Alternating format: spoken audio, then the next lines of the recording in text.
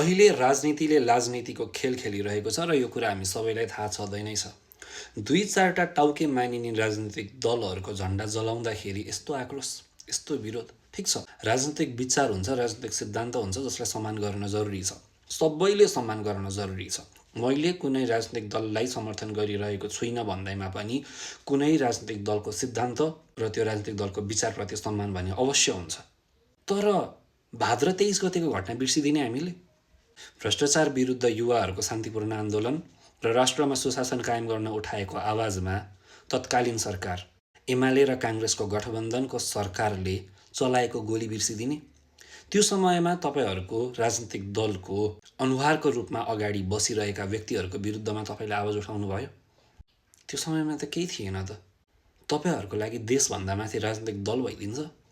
राष्ट्रको लागि गोली खाएका छन् त्यहाँ युवाहरूले। त्यो समयमा त आवाज उठेन त। तपाईहरूले आफ्नो राजनीतिक दलप्रति यति नै सम्मान छ, यति नै माया छ भने ठिक छ, सम्मान हुन जरुरी छ।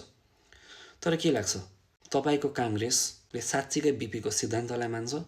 तपाईँको एमालेले साँच्चीकै मदन भण्डारीको कम्युनिस्ट विचारलाई सम्मान गर्छ? यो कुरा आफूलाई सोध्नुभन्दा पनि अगाडि आफ्नो राजनीतिक दलको अनुहार बनेर बसेका व्यक्तिहरूलाई सोध्नु होला।